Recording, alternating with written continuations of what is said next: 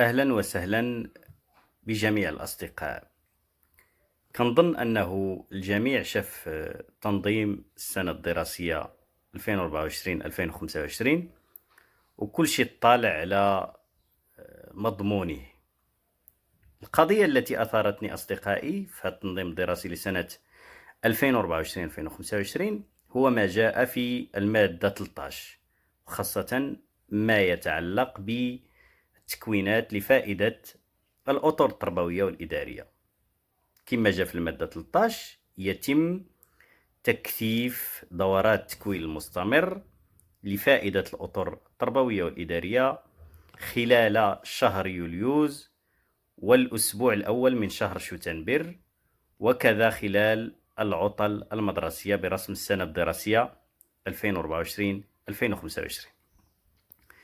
أصدقائي، في الوقت اللي كانت الشغيلة كتنتظر إصلاحات في قطاع التعليم، في الوقت اللي كانت كتنتظر هاد الشغيلة أنها تجني المكاسب اللي نضلت من أجلها طبيعة الحال، اللي ضحات من أجلها بالاقتطاعات بالتوقيفات في حق الأساتذة، في حق أساتذة من خيرة أطر وزارة التربية الوطنية، وأقولها وأكررها من خيرة أطر وزارة التربية الوطنية. للأسف آخر الحوايج اللي بقات تم الإجهاز عليها.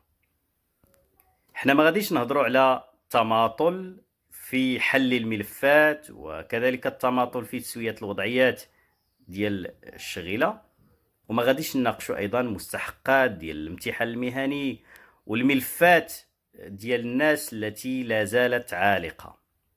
اليوم العطلة أصبحت في خبر كان. أنا لا أعرف صراحة ما هو موقف النقابات التعليمية الآن، ويسمحوا لي لأنه هذا الشيء الدور ديالهم أن يصل الإجهاز إلى أنه العطلة تصبح في خبر كان، فهذا الشيء لم يعد مقبولا. صراحة ما عرفناش إلى أين يريد البعض أن يسير بهذا القطاع ديال التعليم. لا نعرف إلى أين يريدون الوصول بهذا القطاع في ظل استمرار الإجهاز على الحقوق وكذلك على المكتسبات. شوية بشوية السفينة غدا وهما غاديين حتى وصلوا للعطال، ومن يدري السنة المقبلة غادي تبان حوايج أخرى لا قدر الله. هذه هي الحقيقة. ودائما الهدف أصدقائي هو أنه هذا الكائن ما خصوش يرتاح. واش كيظنوا هاد الناس أنه الأستاذ مرتاح وناشط؟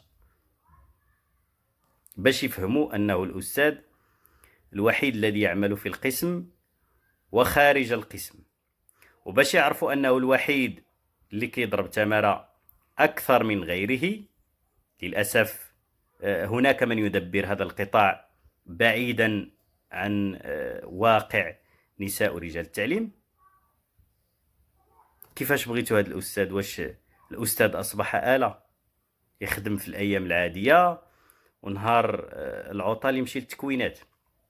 بمعنى في العطلة اللي ممكن يرتاح فيها لأنه عام وهو كيضرب تمارة، إذن غادي يلزموه أنه يمشي للتكوينات. وهاد التكوينات غالبا الأستاذ الوحيد اللي ما مخصصين ليه فيها حتى شي تعويض، والكل يعلم هذه الحقيقة.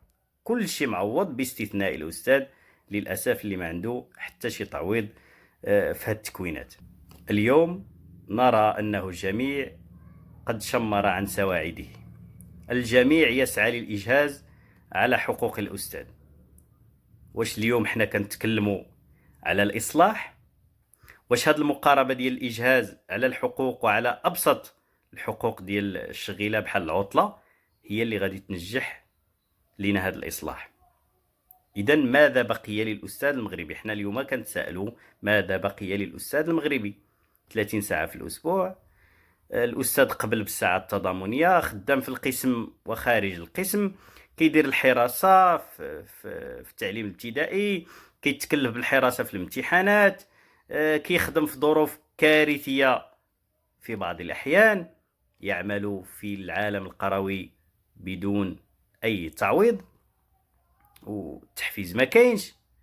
هذا الشيء معروف، وكنجيو وكنطلبوا منه أنه يدير تكوينات في العطلة اللي ممكن أنه ياخذ فيها واحد النفس من أجل مواصلة كفاحه من أجل أبناء الوطن. فهذا الشيء للأسف ما عمرنا شفناه، وهذا الشيء يظهر بما لا يدع مجال للشك أننا في هذا القطاع مقبلون على أيام صعبة جدا، والظاهر أنه الأستاذ دائما هو من سيؤدي الثمن. ما عرفناش لماذا هذا التركيز على الأستاذ، لماذا هذا التركيز أننا نجهز على أبسط حق من حقوقه. واش هذا الأستاذ نركزوا ليه فقط عما يرهقه؟ نعم للتكوينات، التكوينات مزيانة ولكن ماشي في العطل. نعم للإصلاح ولكن ماشي على حساب راحة الأستاذ. نعم مزيان التكوينات، وهذا الشيء اللي كانت الشغيلة كطالب به منذ زمن بعيد حتى قبل هذه الإصلاحات كلها، ولكن أيضا التفتوا للمشاكل التي يواجهها الأستاذ، وكذلك التفتوا الوضعية ديال الأستاذ، وكذلك لظروف اشتغال الأستاذ. تحياتي للجميع.